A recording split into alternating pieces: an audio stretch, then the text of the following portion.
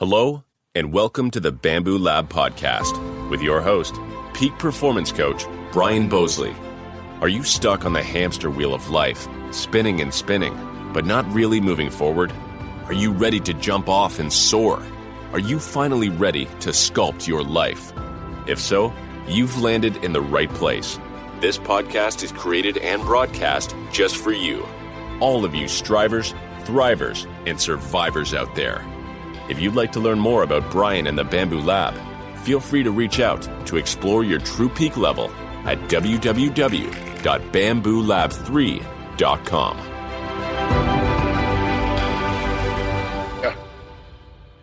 Welcome, everyone, to the Bamboo Lab podcast. All right, I want to share some analytics as of this morning. We are now being broadcast on 6 continents, 39 countries. We gained Switzerland this week. We are in all 50 states, and I believe 936 cities, I think was the last number. So thank all of you for listening and inviting 3 people. Many people have been doing that, and the algorithms are picking up and are really taking on steam. It's all because of you and the amazing and inspiring guests we have on here. I just give the platform for people to talk and listen. All right, so I want to read out a heart letter that came in today. I'm going to paraphrase it a little bit, but this person said he drives a lot and travels a lot to go to meetings, and he said he listens to podcasts when he's driving. And he just said, I just realized that you are probably in my top 3. You do such a great job. And I just love that. Short and sweet and simple. So thank you, Bamboo Pack member. We really appreciate that. All right, this episode is dedicated to an amazing woman who passed away last night. Bucky, Kyle, Steve, and grandchildren, we all mourn the loss of your beloved Berta. She was a pillar of the community in St. Ignace, Michigan, with Berta's flowers. And I told my mother this morning that I heard the news, and she said, what a wonderful woman from a wonderful family. So we love you all. We all have your back. Godspeed, Berta, on your journey. This one's for you. All right, today we have a guest I'm really excited to share with you. And I want to shout out to Scott Marshall from my hometown of St. Ignace, Michigan, because he's the one who introduced me to this gentleman. And he had so many raving things to say about him. So I thought, okay, I'll give him a call. So I think it was last Friday or so we talked on the phone a little bit as I was driving. And I thought, when I got off the phone, yep, he's exactly what Scott said he was. We have R.J. Boudro on the phone today. Most importantly, of all the things he's accomplished, he is a dedicated husband to an amazing wife, Kelli. He's got 4 daughters, Dani, Brynlee, Lexi, and Carlee. So we're going to start with that. But more than that, this is interesting because I'm a U of M fan, and I have a lot of family and friends who are Michigan State University fans. He wrestled for 2 years at University of Michigan, 3 counting his redshirt freshman year. Then he went to Michigan State and wrestled there. So his house has 2 colors, blue and green. But more than that, he then left and graduated, and he went to Lowell High School to become a counselor, but also the head wrestling coach. In 9 years, he has led his squad to 9 consecutive team state championships. 9. It's amazing. That's an MHSAA record for all sports, not just for wrestling. Then he went on to found the Boudro wrestling camps, which I'm going to include a text or a link to his. He's a co-founder of WrestlingVault.com. I'm going to include a link to that in the body of the text here of the podcast. This guy is amazing. I mean, I put a little teaser on Facebook this week that he was going to be on there, and it was boom, boom, boom, boom, like. People messaging me saying, oh, my gosh, this guy's amazing. I can't wait for you to interview him. I mean, people that I know that I didn't even know knew him, all these connections. So I'm so excited to have him on here. So without further ado, because he's so humble, I want to brag more, but I'm going to get to the meat of this. R.J. Boudro, welcome to the Bamboo Lab podcast, my friend. Brian, thanks for having me, man. Ever since you called, I've been really excited about the opportunity to be one of your Bamboo Lab pack. I've listened to a few of your podcasts, and I'm going to be a pack member for life now. I love listening to the different people and learning from them, and I just pretty humbled that you've asked me to be one of those people. So I'm just excited to be here, and thank you for having me. Oh, it's my pleasure. Well, I'm still getting to learn more about you, RJ, and I'm looking forward to a friendship from this point forward to learn more about you and get to know each other. But can you please tell the world who you are, where you came from? Yeah, absolutely. So I grew up, I grew up in two towns. I moved when I was about 12 years old. I was in Rochester Hills, Michigan, kind of out in the city, with my mom and my dad and my three brothers. So we had, 4 boys in the house growing up. I was, when I was 5 years old, my youngest brother was born. So there was 4 boys from 5 and under. Wow. And we all, now that we've all kind of grown up, we all look really, really similar. We're all about 5'10", 5'11", about 190 pounds, and we all look really similar. We get confused for each other all the time, whether it's the oldest or youngest. So, but then, after we were in the city, we moved out to a farm town called Armada, when I was 12 years old. And, that kind of had those roots in a small town, similar to St. Ignace, just a little bit bigger, but, cornfields, soybean fields. We were in 4-H. My dad was a teacher at city school, Warren Lincoln High School. My mom was a stay-at-home mom. She was one of 8 children, and my dad was kind of an only child. He lost his brother when he was like in his early 20s, when I was kind of just born. But we kind of had a down-home family, like really tight-knit, growing up and doing things like sports all the time. We were always very, very competitive in everything that we did. Me and my brothers, even my parents. I just can remember playing my dad in chess and not being able to shake his hand because he beat me. Just things like that. We were always outside. My mom always wanted us outside, probably because we were always terrorizing her house. But kind of through that, we would make up games and use our imaginations and go get in trouble in the woods, instead of kind of, being in the city. So, I learned a lot, through that, and, going to high school in a small town. And once I kind of got into my high school days, I started getting serious about some sports and academics, and knew I wanted to be an athlete in college. That's kind of really all I knew. So I wasn't real focused on what I was going to do. I was just going to be a college wrestler. So, I had an okay high school career, not kind of what I wanted. I did not win a state championship, which was a goal of mine. And when I got done with my high school career, I didn't really know what I wanted to do, where I wanted to go. And it's kind of a long story, kind of getting into how I got to Michigan, and I might maybe tell that in the podcast or not. But, I didn't know where I was going to go. I thought I was going to go to Central Michigan, and through a practice and kind of an improbable type of a practice that I went to, I ended up going to University of Michigan at the very last minute.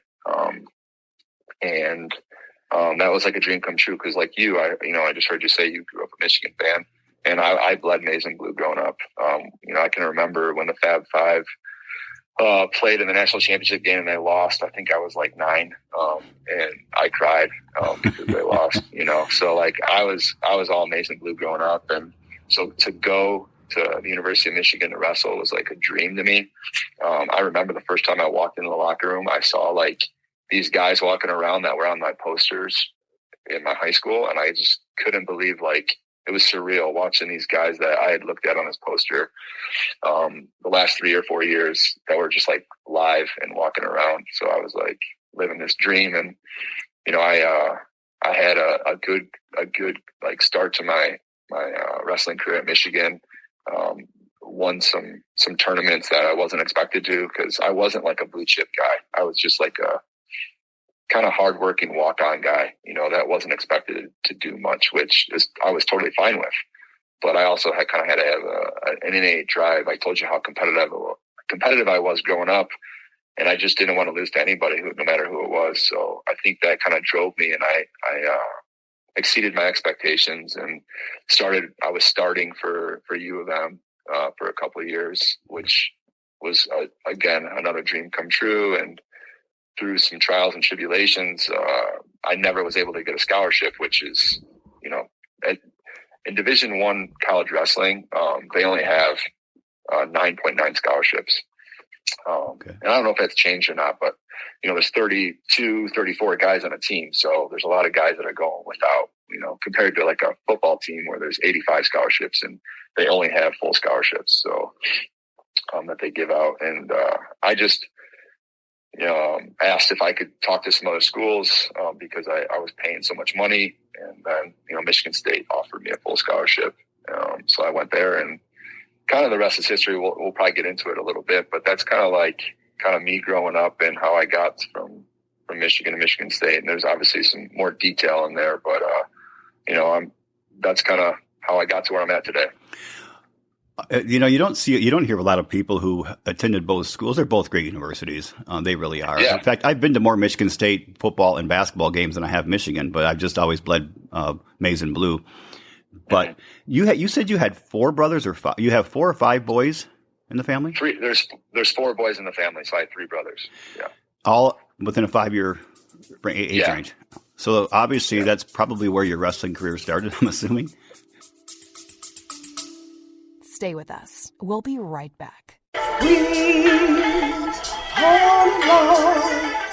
everyone, and welcome back to Queens on the Road podcast. This is Latavia here. This podcast was created to educate and inspire people about the ably different community who are on the move. So come roll with us. We educate and have a little fun too. Is that I have something that is called a helix vulgus, which is like a bunion that people with CP get on their feet. Putting me on the spot. Yes, I'm quizzing you now. What is my favorite movie? I'm putting this friendship to the test.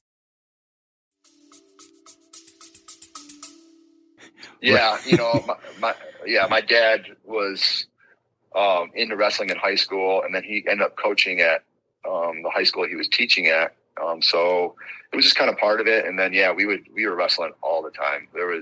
I know my parents always tried to get a family picture, and we just could never do it because somebody always had stitches or a huge goose egg on their face. Or so finally, I know we got our first family picture, and I had a huge bruise on my forehead. It was just kind of fitting. So we were always wrestling, and we're still like that today. We're very tight and stick together. I love that.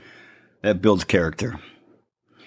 So with the things you've accomplished, which are amazing, I mean, even the things that you didn't put I didn't read in your bio, but the things I've heard, to get you to where you are now today, RJ, who was your greatest inspiration growing up? Yeah. Oh man, it's such a hard question to answer. I think it's really it's changed in each stage of my life. But when I think back to growing up and being a middle school, high school kid, I think it was both my mom and my dad. I think I would have done whatever they told me. And I remember vividly driving in a car with my whole family. And I asked my dad, cause he had some wrestlers on his team that were really good that he coached. They were in the state finals, won a state championship. And I said, Dad, what do I got to do to be like that guy? And my dad's like, you got to run this much and stay in shape, and you got to work this hard and put this many hours in. And I remember him saying that, and I don't know that I missed, ever a week of running 3 or 4 times. And my run was always my block or 2 blocks, and we have a kind of a country block. So it's 3.5 miles. Okay. And sometimes I would run 6, but I mean, I was in middle school, outside running in the cold, with sweatpants on and sweatshirt on, and I'd do it in the summer, and people would always kind of know me for that. And I was just doing push-ups and lifting weights, and whatever I had to do, like my dad told me, I would do. And my mom was she was one of 8, in a Catholic family. And, she is very disciplined with keeping a clean house, and having 4 boys. That was tough sometimes. So we always had our jobs that we had to do. We had a chart at home that, if that chart wasn't done, we were going to cut check for it. So I just remember, I know how to clean a bathroom and do the dishes and, keep a clean room and be organized. And another thing that sticks out too is my mom always made us open the door for her while we were getting in a car or we were going into going in somewhere. She would always teach us that. And so I remember opening the door for my one of my first dates, and the girl had no clue what was going on. Are you getting in the passenger seat or am I? And, and I do that still for any female that gets into any of my cars, I open the door for them. And they just kind of stare at me like this. You're kind of weird. But it's just something that's been instilled in me. And like, that's the kind of upbringing and inspiration that I had growing up. And then, you know, as I got into college, there was some different coaches and different people. But, you know, one guy that sticks with me is a guy named Bill Gray. He was my professor at the University of Michigan that I would go mentor kids at a high school. And I talk to that guy regularly still, ever for the last 20 years. And that's a guy that I can call. Every time I call, he fills up my bucket. Like, he tells me how awesome I am and how proud of him, what do I want to say? He's really proud of me. Every time I call him, he lets me know that, you know. So, you know, so between Bill Gray and my parents, and then just, you know, people that I look to mentor me, because I'm always searching for people to kind of be my mentor. And so there's a lot of people along the way that I could mention. And I just don't want to mention somebody and then leave somebody off, because I've had so much help along the way. It's really hard to narrow it down, but those three people, my mom and my dad, and then Bill Gray, kind of stand out to me for those reasons. Well, I want to take the time to thank Mom and Dad and Bill Gray for helping to shape the man you are today, because you're definitely making a difference in the world. I loved what you said about holding the doors for women. I'm so shocked as I watch the disrespect, not just of women, but of a lot of people I see in this world. I did an episode back in June, on June 6th. I think it was episode 21, things my dad would have told me, the virtues of manhood. And I discussed the importance of opening the door for anybody as you walk into a store or you're getting into a car. I think it's just an important attribute. And I love what you said about that little thing your mother made you do, that one thing your dad said about how you had to train and, you know, the hours you had to put in, the dedication. Those little lessons we teach our children at a young age, we think as parents that they're not listening, but they are. They're hearing it, and they're not going to grab everything we say, but they're going to grab a couple that are going to change their life for the better. So good stuff. Yeah. You know, I think about that too. It's like, I looked up to my dad so much. Like, I remember being on roof jobs. We had roof houses a lot because he's a teacher. I would go into his classroom, and I literally thought my dad was the strongest man alive, and no one could ever hurt him. You know, and like, I bring that up because it's like, I'm sure that whether it's little kids or my own kids probably feel the same way about me. And it's just good to kind of think back this podcast and get kind of preparing for it. It's just good for me to think about some of those things and give me some perspective. I agree. One time years ago, RJ, when my son Dawson was maybe 5 or 6, I told him I could throw a baseball through the sky past the clouds, and it would never come down. And so I wheeled back and I said, look up. And as soon as I went back, I just dropped it behind me and I threw my arm. He said, I didn't even see it. I said, well, it's because it's going so fast. And he said, tell me how you did it. And I said, when you turn 18. And so when he turned 18, literally like within a day or two after turning 18, he came back to me and said, now you have to tell me. So I had to tell him that Dad isn't Superman. Dad just had a trick up his sleeve. So that's I think awesome. All of our children think we are the strongest man in the world. Yeah. RJ, our world has gone through, especially our country, a lot over the past 2 or 3 years, in maybe even the last year. What would you say has been your greatest learning during this time frame? Oh, well, so right around the time that, you know, these last few years, I don't even like saying the word anymore. But the reason we had to stay in our houses, right. Like we went to a wrestling camp, out west, because that was like the only one that was able to do it. And we were kind of wrestling in a barn just because we had to do something. And the kids around here, they want to stay active and they want to wrestle. They love wrestling. So some of my closest kids that wanted to continue with wrestling, we were just finding ways to do it. And then we went out to out west, and kind of on the way out west, on the plane ride, I was finishing up a book that I was listening to at the time. I had already read it, but I was listening to it for a second time because, I don't know, sometimes it takes me 2 times to read a book before I can retain it all, because my reading comprehension isn't the greatest, but I love to read.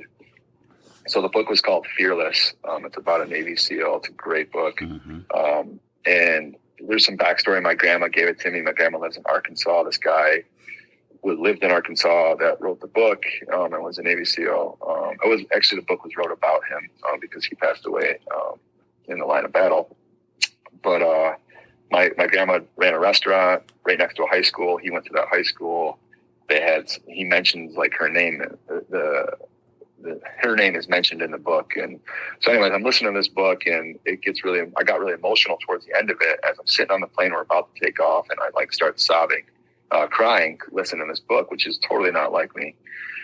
And, I had like some questions about like the emotion that I was having, and so there's this guy in my town who's a pastor who's a big wrestling fan. But he's never wrestled. So I always kind of questioned why he was a fan because I knew he wasn't a wrestler. So I reached out to him to see if I could have a kind of like a coffee with him and just wanted to talk about some things. And I had some ideas that I wanted to maybe have him, he's a good leader in our community, maybe work with some of our teams or say something to our team. So I met with him. He asked me to come to the church. And his church is kind of like, it's a big church in our town. It's really it's a beautiful church right on the main road. And I went to it a couple times and I grew up Catholic.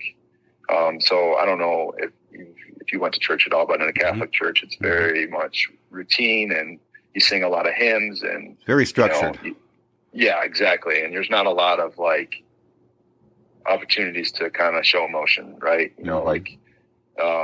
It's just very structured, like you said. So his church, you walk in and the worship service is like a rock concert and people are raising their hands up. And I was just extremely uncomfortable because I had never done anything like that, So I went to his church a couple of times before this meeting. And so I met with him and he just kind of like answered some questions of mine. I kind of went into the meeting prepared not to like go to church because I didn't really, I felt like he was going to sell me on something, Right. But anyways, like I ended up like loving our conversation and then he's been meeting with me on a weekly or biweekly basis, like ever since. And, I think he leans on me for some leadership, and just dialogue that we appreciate. But now I'm fully invested in the church and, reading the Bible. And I really have learned so much about, creation and the Bible, and I'm just kind of obsessed with it right now.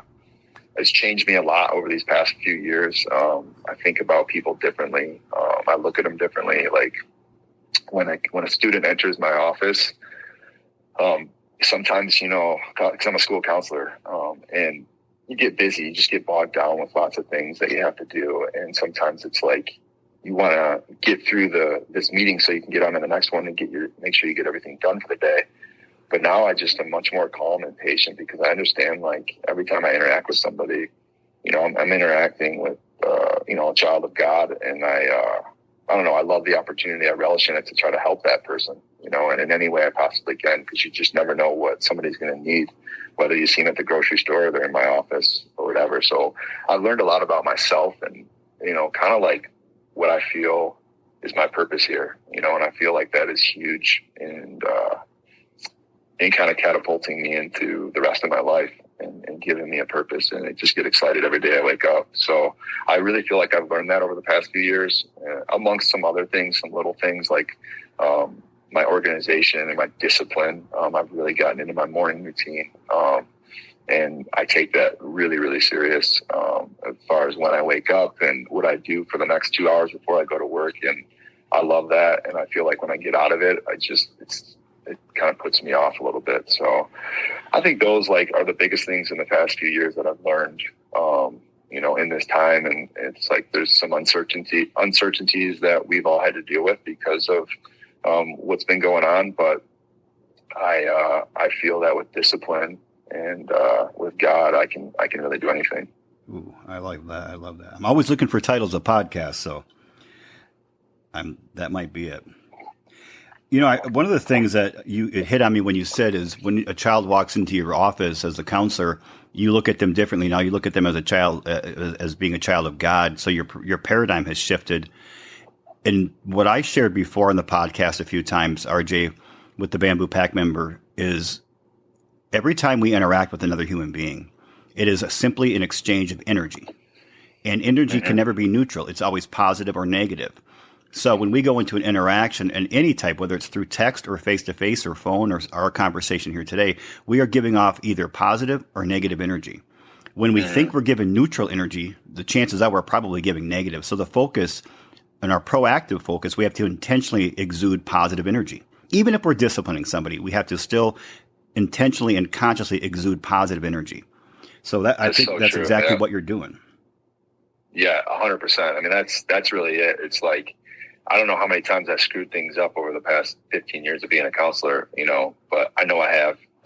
And now it's just, I don't really worry about those things because all I can do is affect the way I am today. And when a kid comes in, it's like, sometimes I'm in the middle of an email and he walks in my office. You just don't know what that kid's coming in for. And it's an opportunity to just give them your full attention, and you never know what that's going to do to somebody. So, or any interaction. So you're 100% right. It does take that disciplined intention of doing that, because if you're not, you're right. You're probably thinking that person probably thinks you're putting them off. Mm-hmm. I do believe, and I've shared this many times, RJ, is our role as people of influence, whether that be a parent or a leader or a counselor or a coach or whatever it might be, is one. It's all the same. Our job is to increase the sense of self-worth of the people around us. Yeah, that's it. It's that simple. And sometimes that means taking them behind the proverbial woodshed for a good tongue lashing. But at the same time, you do it consciously with the intention of, I'm making you, I believe in you, and I'm doing this because you deserve better. And I think if we can just all focus on that, the world becomes a better place.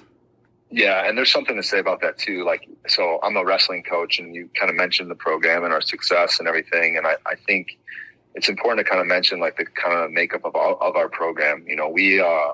Lowell is an amazing town, and it's a farm town that's growing pretty fast right now. It's on the east side of Grand Rapids, and we're definitely a farm town kind of feel.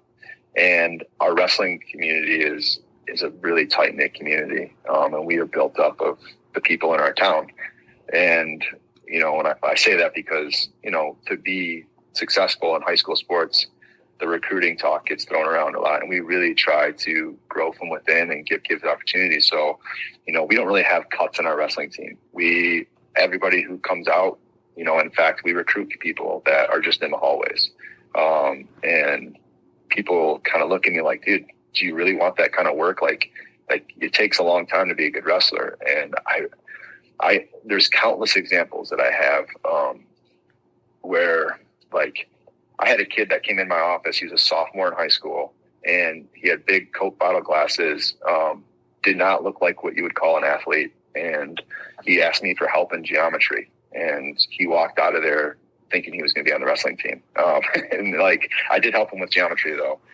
But that kid was, oh my gosh, man, he had a huge influence on our wrestling team. He never really started or won a big varsity match, but he's still a part of our team. He's still on our coaching staff. He's an alumni coach, and I depend on him heavily. So you just don't know like what somebody is going to bring to the table, and you just got to give them an opportunity. There was a kid 5 years ago who was a freshman, and he couldn't even walk and chew gum. I swear to you, he was not very athletic. We gave him the nickname the baby giraffe, just because he was all arms and legs and just walking just so gangly. And his sophomore year, he didn't wrestle varsity. His junior year, he did not make our A-team lineup until the postseason. He finally got put in. He got an opportunity, got put in, and then he makes the state finals as a junior when he didn't even wrestle varsity all year. And then as a senior, he was an undefeated state champion, and now he is a wrestler, a heavyweight wrestler at the University of Michigan. Wonderful. And I'm telling you that this kid, there was a time in practice I remember trying to show him something, and he could not even do it. It was a simple thing. And sometimes, there's 50 kids in a wrestling room. It's like you got to put your time into some kids, and you got to you can't put time into others. And I just remember thinking like, oh my gosh, I thought that kid was going to be good, and he's not even worth my time. And I remember thinking that 5 years ago. And that was just an internal thought. So sure. I don't want this kid thinking that I didn't like him. I love him. But it was an internal thought that I was dealing with. And boy, I'm so glad I fought it, because he turned out to be one of the greatest we've ever had. What was it? What clicked in him, or what was it? An outside influence, or was it just some internal drive? Well, He had an internal drive. He was a 4.2 student. Okay. So his mom and dad are phenomenal people. He had an older brother who wrestled. He had a very good upbringing. He was a dairy farmer, went to 4-H, kind of had that instilled in him. His last name is synonymous with, successful people in Lowell. Just kind of one of those names that, grow up in Lowell and are hardworking people. And he just, wrestling, for people that don't know it, it's a grueling sport, but it's like those who are able to outlast usually have some success. So it's all about, can you make it to the third period? And then in the third period, can you like put away the pain and get through the pain? And if you can do that, you have a good shot at winning. And Keegan he was good at that, man. He just was known as a goer and go and go and go and go, and he just wouldn't stop. And he had a really, really simple move, which is the half Nelson, which is like a move that you learn when you're 5 years old. Mm-hmm. And he would get people so tired that they just would go roll over on their own back and pin themselves because they were so tired from wrestling him. And he'd be losing big matches and pin people. And so we had, it's never just one thing, like people ask about why is Lowell so successful. It's not, well, you can't just say it's because we have good practices. It's so many things. It's not just one. Speaking of Lowell, do you ever go to the New Union Brewery? Yeah, absolutely. Actually, my sister-in-law is a brewer, and she is one of the brewers there now. So. Okay. Yeah. Well, I have two really good friends from high school that I played rugby with. I played rugby with him, and after he retired from the Marine Corps, they moved back to Lowell. She was from Lowell. So I get down there to see them when I still lived in East Grand Rapids, which is the arch enemy of Lowell. When I lived there, the last couple of years before I moved, I was able to go see them a lot. So I'm looking forward to the next time I get down there so we can go to the Nub. Yeah, let me know. I will. Oh, you definitely will. You'll know for sure. I want to share with the Bamboo Pack member out there listening what RJ said, because so many of the guests I have on here say the same thing. They love to read. Now, and by the way, RJ, I just ordered the book Fearless while you were talking. I ordered that on Amazon. So, no, I love those types of books, and I have seen that floating around, so it's time to buy it. We so often say, I hate to read, or I don't have time to read, or I would rather do than read. There are so many amazing things that you can't get from anywhere other than reading. And I like Audible books as well. I like Audible. But I prefer to read a book if I can. Otherwise, if I'm driving or doing something else or extra or working out, I'll do Audible. But please, if you don't read a book at all, read one a year. If you read more than that, if you're already reading a few a year, read one a month. If you can get up to one a week, man, you're a rock star. All right. What's your favorite book, Brian? Of all time is probably Jonathan Livingston Seagull, probably my most impactful book. It's a real short book. It's a story of a seagull that refuses to only fly at low altitudes and low speeds just so they can get scraps off of boats. This one wants to soar at high levels and break records, and it's just a fable about always never settling for what everybody else settles for. It was the book that when I was considering leaving my former company 26 years ago and starting my consulting gig, I had my brother gave me a copy, somebody recommended a copy, and then somebody else gave me a copy, all within like a month and a half or 2 months. And I said, okay, it's a sign I should read this. And when I read it, I said, okay, that's a sign that I need to go chase my dreams. So that's the most impactful book. I really like a lot of Tim Grover. Tim Grover's new books, The Last Resilient, and I forget the other one, Winning, have been a big impact. I'm reading a book right now called The Everyday Hero Manifesto by Robin Sharma. That's amazing. Just an amazing book. Yeah, I read Robin Sharma's book, The 5 a.m. Club. I've read that twice. I love that book. Yeah, and I stick by it too. I love it. Yeah. I've had a lot of clients read it. I haven't had one person come back and say they didn't love it. So if they didn't love it, they didn't share with me if I recommended it anyway. Yeah. All right, RJ, we're down to the one question that I ask everyone, that I give everybody the right of refusal on this one, but that is, can you share with us what is the most difficult thing you've ever gone through, and how did you get through that? So this one's tough to think about, because it's like, you read a lot of books on self-help books, some books on stoicism, books on, failing forward. And when you read those books, it's like, wow, this person overcame this and that's how they became so successful. Or it was a big reason that they became so successful. And I just don't have something, you listen to Stacey Weaver, and I got goosebumps a couple times when she was talking about those events in her life that she overcame and were important to her. And, I read some of those things, or I'm looking into some of those things. It's like, man, I don't have a huge tragedy that I had to overcome. I've been blessed. I've been blessed. God has had his hand over me throughout, and, all these championships and things that we've done. It's like, I haven't had to really overcome a lot. But I think there's some tough times when I look back and I realized that I did have to overcome things. It was not always just easy. And I think I was resilient in some ways. So there's a couple that stand out to me. And one was when I was at the University of Michigan, I kind of told you, like, I was having success. And I've never really been honest with myself about this until I've decided to kind of share this on the podcast right now. But when in high school, I didn't drink alcohol. I stayed away from it, and I was really disciplined, and I just wanted to be the best version of myself I could be. And when I got to college, there was a lot of pressure to party, even on the wrestling team.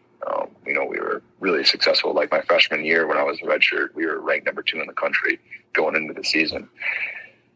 And there's just, there's a lot of fun at a big college like that. And so I would dabble in it, but I did well enough to stay away from a lot of it to be successful in wrestling. And I was a starter as a freshman at U of M, and it was surreal. I was wrestling with my heroes. Mm-hmm. And then towards the end of that year, there was kind of hard to explain it right now to people that don't know wrestling, but a senior that wrestled at a weight class at 149 pounds got hurt at the beginning of the year. He fought all the way back, and by the time he got to the end of the year, he was healthy, but he couldn't make 149 anymore. He had to go up to 165, which is 2 weight classes up.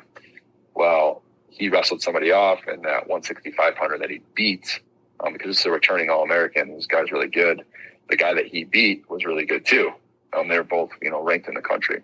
So that wrestle-off happens. They have 2 good guys at 165. Well, I was a weight class above that, 174. So they took the coaches, instead of giving me a wrestle-off, just took the guy below my weight and put him in my weight class. And I didn't get to wrestle in the Big Ten tournament, which is like the way, if you want to become an All-American, you have to wrestle in the Big Ten tournament.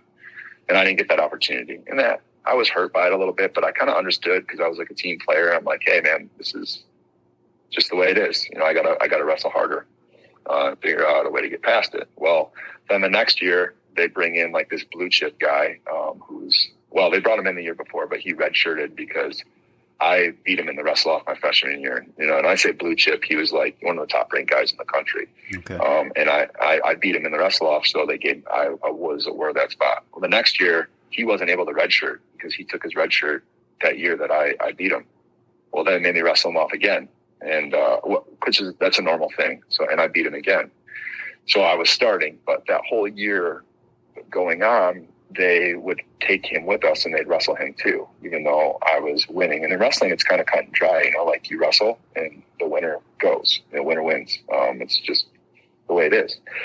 But with scholarships, that kid was one of my friends. He's a great guy, but he was on scholarship. I wasn't. So throughout the year, they made me wrestle him off, a few different times, and I had beaten him all those times. Well, getting into that year, during the season, you don't go out and party usually because you got school and you got wrestling and you're traveling.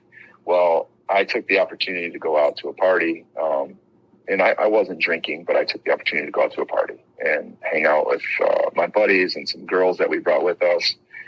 And a fight ensued at a party, which is pretty normal in college. And I was involved in the fight. I got kicked in the face while I was on top of some guy, and my whole half of my face was just like the size. It was double in size, and I had to get stitches. And it was like I'm in the middle of wrestling season, and I couldn't wrestle that week because I got badly hurt. So I don't know if this is what was going through coach's head, but I think he took the opportunity to put him in and keep him there, and I didn't get a chance to wrestle in the Big Ten tournament again. And looking back, and I was very like upset, but not with myself. I thought it was unfair. And looking back on it, I was like, especially as a coach, what was I thinking? Like, you were out at a party. You were doing something you shouldn't have been doing. And if you weren't there, you don't get kicked in the face, you know? Mm-hmm. And you don't lose that opportunity. But I was bitter.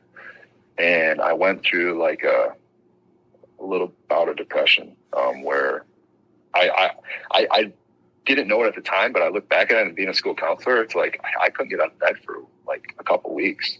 I would get out of bed to eat. I would get out of bed, but I wouldn't go anywhere. And it was tough. But for whatever reason, I think God was looking down on me. And one of my friends, who was an unlikely person, that was just a wrestling fan, he was from back home. He was like talking to me about going somewhere else. And he had a connection with one of the college coaches at State. And then I started talking to other college coaches, because he kind of gave me the idea.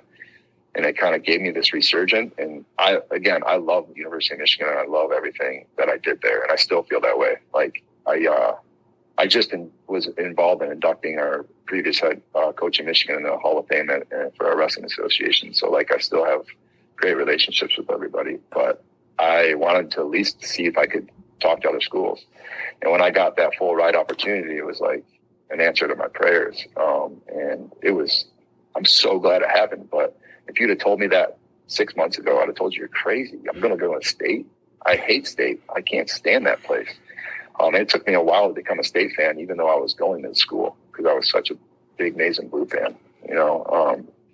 And so just being honest with myself now of like, gosh, what was I thinking? Like, I deserved that. And before, I didn't think I was bitter. And I was like, thought, you know, I deserved better, but I don't think I really did, you know, looking back on it. And I think the next one, you know, after I graduated from Michigan State, you know, when I transferred, they didn't take a lot of my credits. So I had to really work hard I had to take 16 credits in one summer, which is a ton. It was a pain in the butt. That's a lot. To be eligible at Michigan State. But I did it, and I got through it. Ended up having a great career at Michigan State. And when I graduated, I just didn't know what I wanted to do with the rest of my life. I had a sociology degree because of the transfer stuff. That's the major I had to go with. And I'm like, what am I going to do with this degree? I don't really want to do anything with sociology.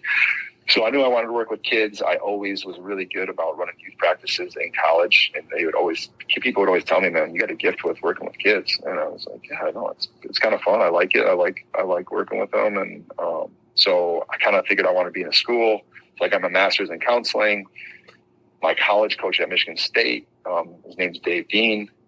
My senior year, he left and went to coach his kids at his high school, or at Lowell High School, where his brother was the head football coach, Noel Dean. And Noel Dean was winning state championships in football. And that was another one of my great mentors. But long story short, Dave asked me to come to Lowell to do my internship for counseling. And I never left. And when I was here, it was the recession, 2007, 2008. You couldn't find a teaching job anywhere.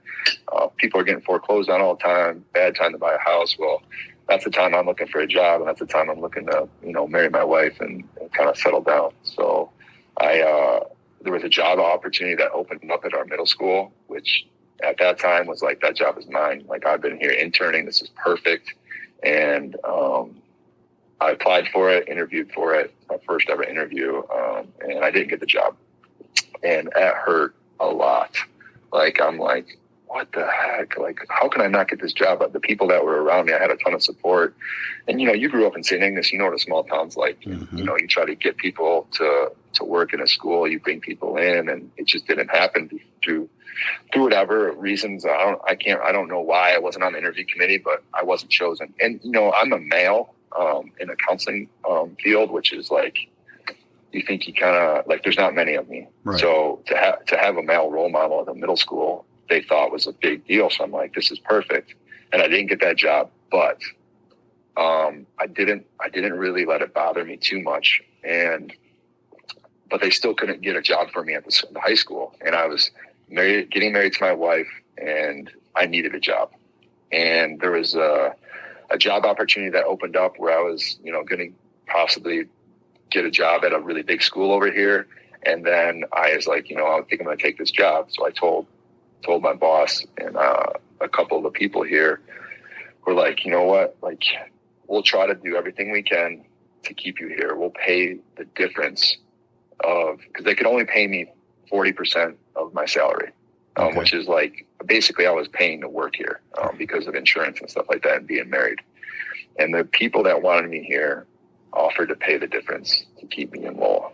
And that wasn't a guarantee. I didn't know when I was going to get a job, but my father-in-law was really encouraging me to take the other job because it was a secure thing. And especially me being married and his daughter, he just felt like, and I kind of agree with him. You know, if it was my daughter, I'd do the same thing. But long story short, I didn't take the job, and I stayed in Lowell because of the loyalty those people showed for me. And I'm so happy I did. I'm so happy I didn't get that job at the middle school because I love my job at the high school. I love the position I'm in, and I think that all kind of happened for a reason. So I know those aren't like crazy tragedies that I had to overcome, but they were tough things that kind of helped me get to where I'm at. Well, I disagree with you on that. I don't think tragedies have to be necessarily a death or, you know, or being abused or anything of that nature or a financial health scare. I think a challenge to me is whatever tests your strongest moment. And I believe when I look at, obviously, as you know, the vast majority of our learnings and growth don't come when we're at the peak of the mountain. They come when we're suffering in the valleys. And it's how we respond and recover from those suffering valleys is really what makes us. And really, when I think if you wouldn't have gone out that night and gotten into that fight at that party, or if you wouldn't, or if you would have gotten that job in the middle school, you would not be the man you are today. Those forged you, man. You know, iron on iron, forged in fire. And I think that's so inspiring. I got to tell you, I learned a tough lesson, or I almost did when I was in college. You don't mess with wrestlers. I know that now. I didn't get a chance to prove this point, but I know if I would have taken the chance, I would have been badly hurt. I was at I played rugby at Central Michigan, and we got at a rugby party one year afterward at the house I lived in. I was kind of an asshole during that phase of my life, and I don't know why I tried to pick a fight with this one guy. And for no reason. I don't think he was even doing anything. And one of my best friends walked up to me and said, "Hey, I want you to know that's CMU's All-American wrestler, Carlton Kincaid." And I said, "Okay." So I immediately walked up and said, "Man, I'm sorry." He goes, "No worries, man." Anyway, we became somewhat friends. He designed, he was an artist. I think he's an artist on the beach in Hawaii to this day. Last I heard about 6 months ago. And he designed the rugby player that's on my arm as a tattoo that I got while I was in college. So I learned that lesson almost learned the lesson the hard way. Yeah. I don't know what that is, but I agree. You said you look back on that and kind of the person you were, and that was the same as me. It's like, why was I like that? You know, well, maybe if we weren't like that, we wouldn't be the men we are today, or at least the men we're trying to become. I want to go back to the Bamboo Pack member out there listening. RJ referenced Stacy Weaver, so if you want to go back and listen to the episode, the title is "Finding Inspiration from Yourself" with television host Stacy Weaver, and that was episode number 50. Or no, sorry, episode number 54. So that was a really very inspiring podcast. Thank you for sharing that, RJ. I took a lot of notes here, and I love the fact that the two of the moments that forged you were two, at the time, seemingly negative moments that you came out of. And I do believe when we get at those crossroads of life, when we face that brick wall, multiple brick walls, it really what defines us is how we overcome it. Do we scale the brick wall, or do we turn around and walk away crying and whining? And those, there's only two choices. You scale the brick wall, or you don't scale the brick wall, or at least attempt to scale the brick wall. And those moments put you in different directions in life. They really do. So you scaled the brick walls. Yeah, and thinking back on it too, it's like I think some of these people that listen to this podcast are probably going to be surprised to hear what I said, because I don't know that I've ever really been honest about it. And I just really think that being honest with yourself and being honest in general is not an easy thing for some people. And I think it's something I've struggled with. And I don't know, I just feel like a weight's been lifted off my shoulders being able to talk about it and being honest. And the more I do that, I feel like the better I'm able to be. Well, I want to take the time to thank you. It's an honor that you were able to do that for maybe one of the first times in public here on the Bamboo Lab podcast. That means a lot. Thank you so much. All right. At this point in your life, RJ, with the 4 daughters and Kelli as your wife, what is a win for you in this world?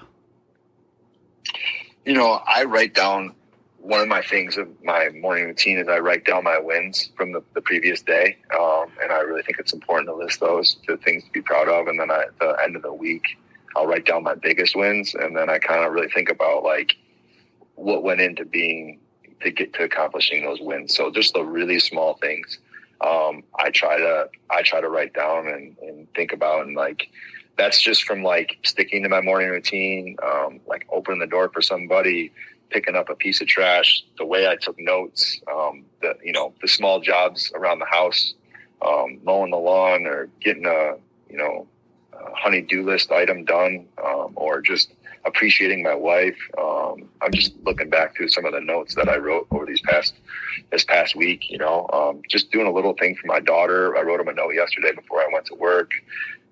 Just all those little things, and all those little things add up over time. And sometimes I'll be able to write 30 little things down that I can remember throughout the day. And it also just gives me an opportunity to kind of like review my day, and see, kind of like critique my own self on, how I thought I did that day. And right after I write my wins, I usually write what I want to improve on, because not every day is, rainbows and butterflies.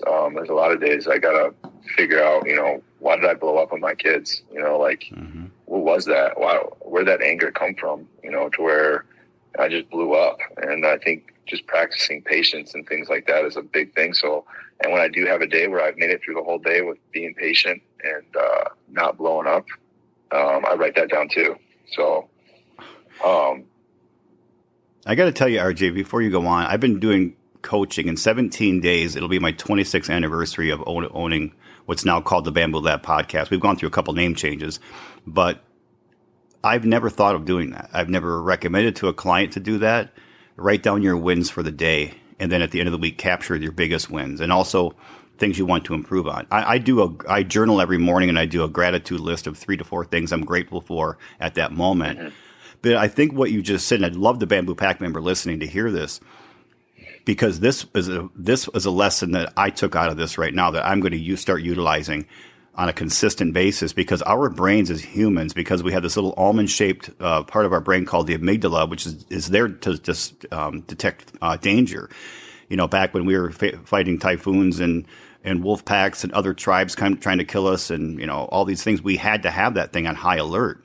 But now we don't have those everyday threats and dangers. We just don't have them. We live in for the most of us in the world, we live in a very safe, we have a very safe, comfortable lifestyle. But the amygdala is still there, and it wants job security. So it's looking for insignificant things for us to be afraid of, these irrational fears. And so when we go to bed at night, we tend to remember the things that went wrong, that we did wrong. And there's nothing wrong with that, things we want to improve on. But we tend not to think of all the wins we had during the day.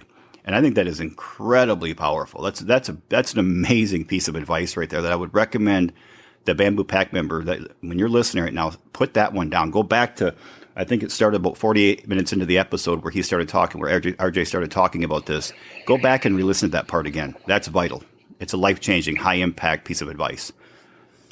Yeah, and I do that. I do the great gratitude as well. So I usually write down first the 3 or 4 things I'm grateful for the day, and then I go into my wins, and then I go to my improvements. So I also write down what is called an affirmation, my daily affirmation. Mm-hmm. And so it's just the person that I want to be. So I just write down that I'm a great husband, a great father, a great coach who listens, is patient, who's honest and truthful, and has accepted Jesus as his Lord and Savior. So I just write that down every day just to make sure I know who I am. And it changes from year to year. Like I'll write different things down depending on what I'm working on. And it's not always what I am, it's what I want to be.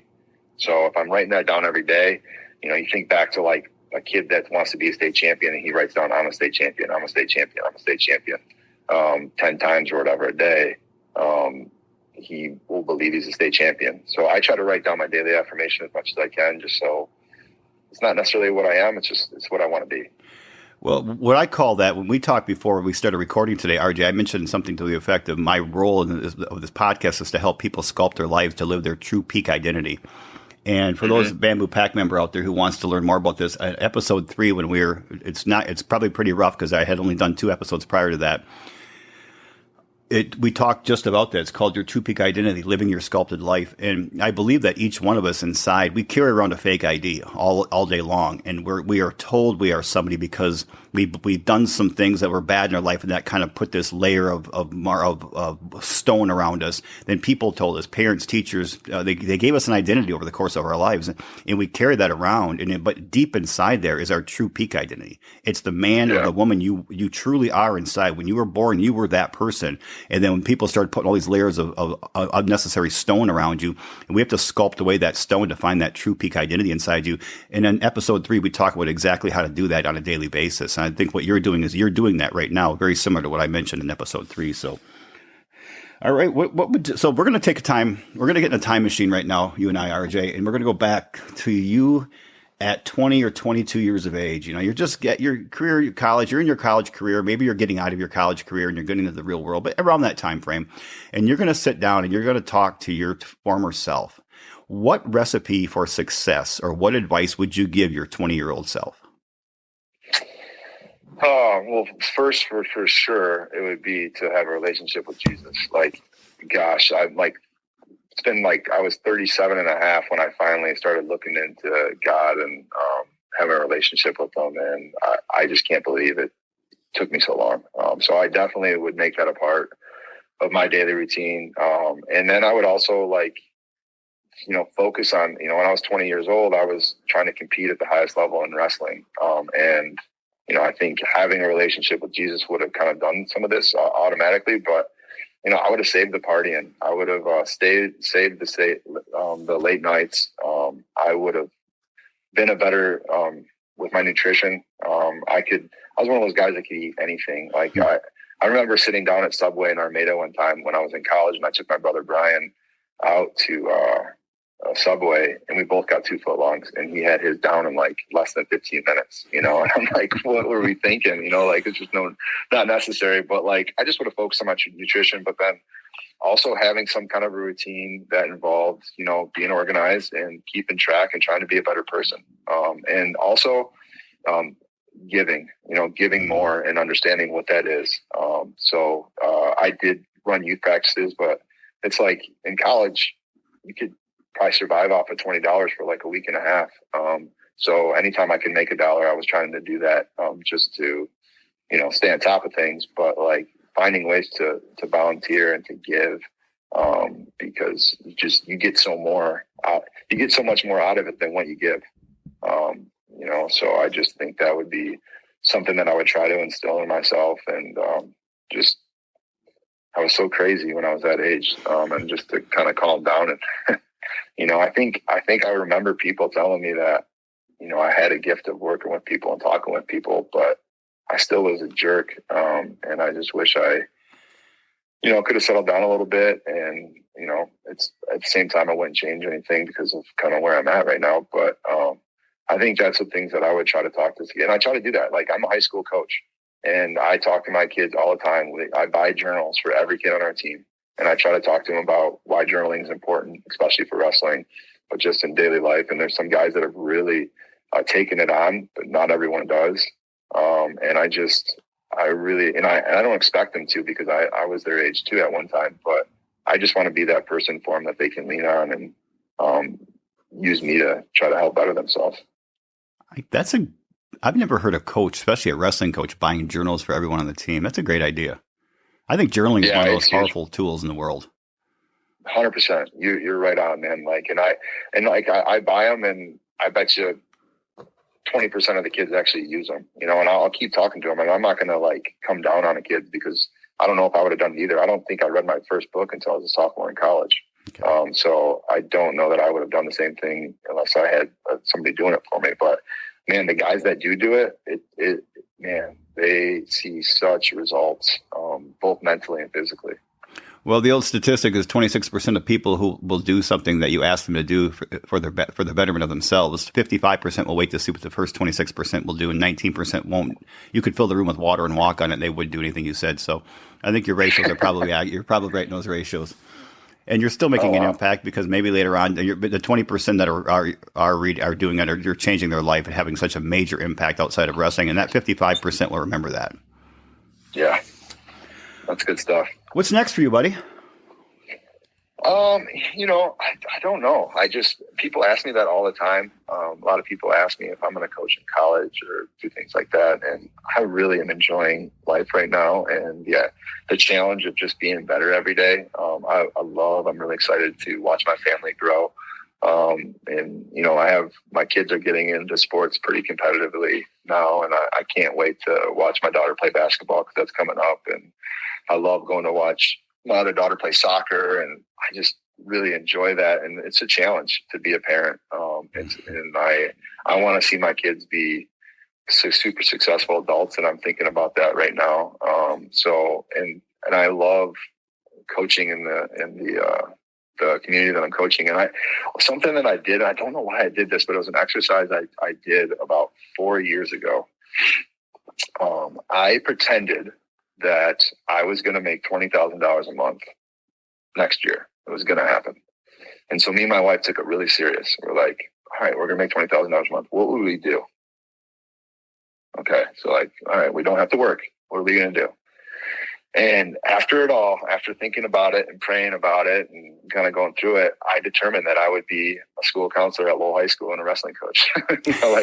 I'd be doing exactly what I want to be doing. And I just maybe wouldn't have the worry of paying my house payment, but and that was awesome. That was so cool to go through that experience and love the fact that I love what I'm doing. I want to get better all the time. So I just taking it one day at a time, and just getting in touch with my purpose here on earth. Cause we don't have much longer, I'm going to be dead in, 50 years. And that's not very long in the grand scheme of things. So I think every day counts. And I really want to wake up and worry about that tomorrow when I have to worry about it. I'm not going to worry about it till then though, Well, I love that because I believe this. Some people build empires and some people build people who build thousands of empires. That's what you're doing. I mean, you are changing over the course of your life, with coaching and the camps you put on, literally thousands of young men who will then go out and build empires of whatever that means. I read a quote today, and actually I posted it on Facebook this morning. It said, "I shall pass this way but once. Any good that I can do or any kindness I can show to any human being, let me do it now. Let me not deter or neglect it, for I shall pass not this way again." And it was, I can't pronounce the person's name, but I put it on Facebook because I read it actually in the Everyday Manifesto, the Everyday Hero Manifesto that I'm reading right now. And I think that sums up exactly what you just said. Yeah, 100%. I love that. I'm gonna steal that. I would recommend that book. I think you'd love it, RJ. I really do. Yeah, I wrote it down. In fact, after this, I'll get your address. I'll send you a copy. Hey, all right. So final question before we wrap up here. And after we stop our podcast, I'd like to have a couple minutes with you alone on the phone. So, but last question here. Is there any question that I didn't ask that I should have, or any last message you want to leave with the Bamboo Pack?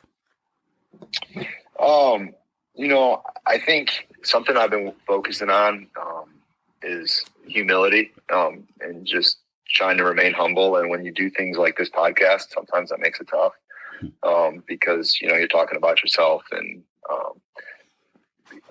reminiscing about successes and all those types of things. And I just think it's important for people to understand, to serve is the way,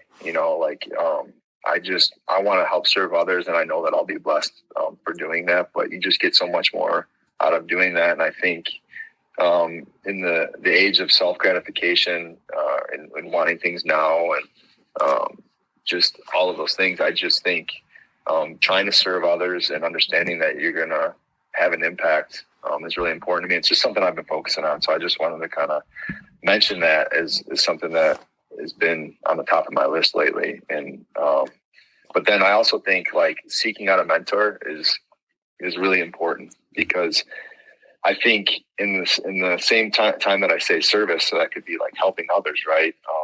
You obviously want to focus on yourself a little bit, and you're going to do that by helping others. But you kind of want to have something to strive for, somebody that can help you and critique you and call you out and be honest with you.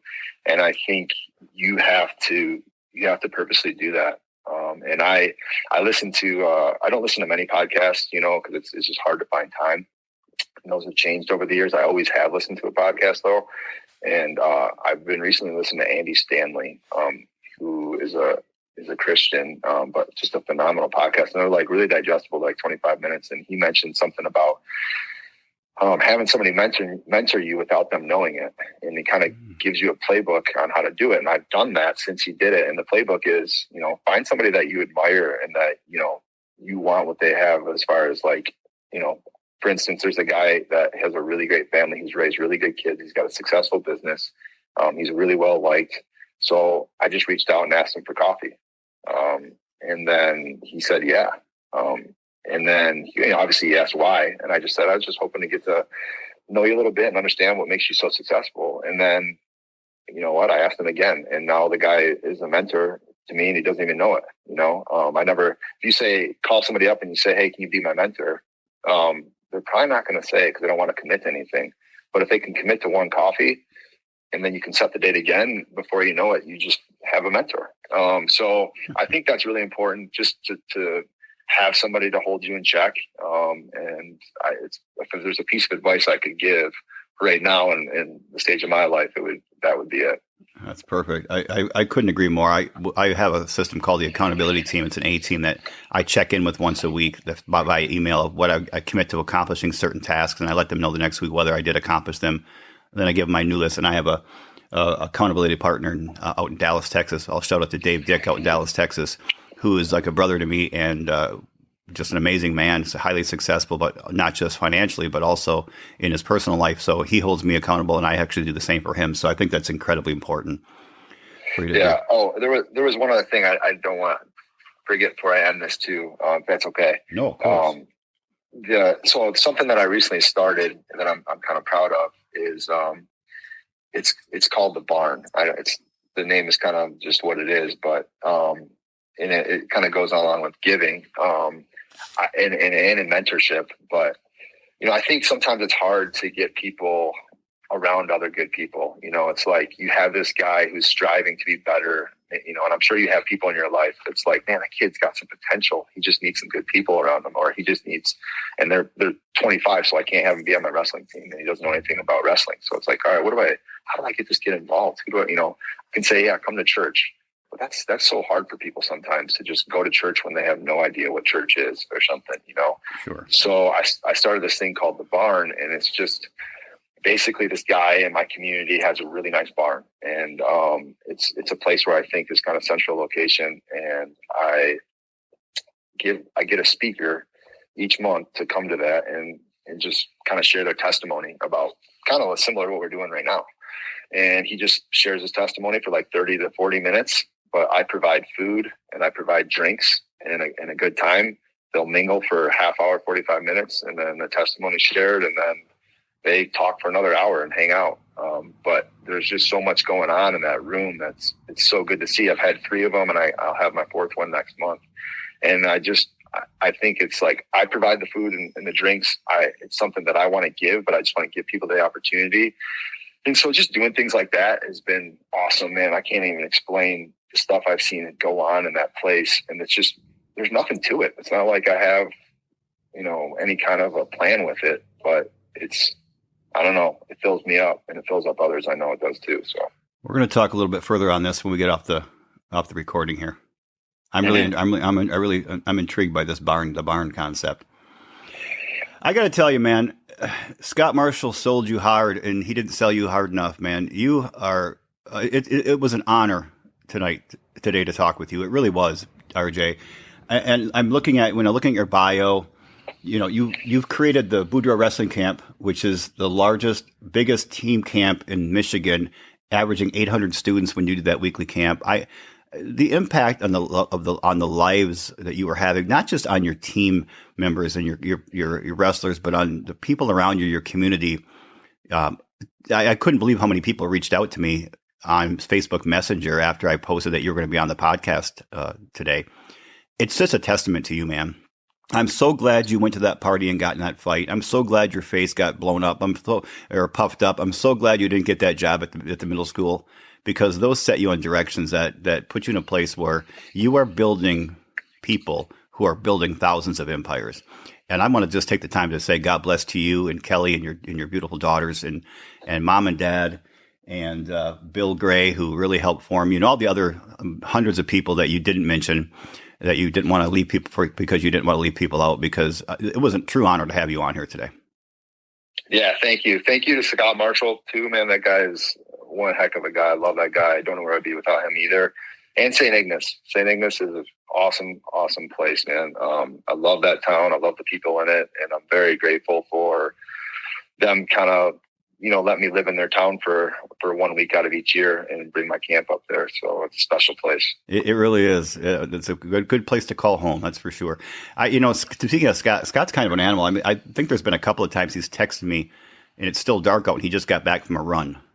I mean, I think I'm dedicated to exercise, but man, that guy he's something else.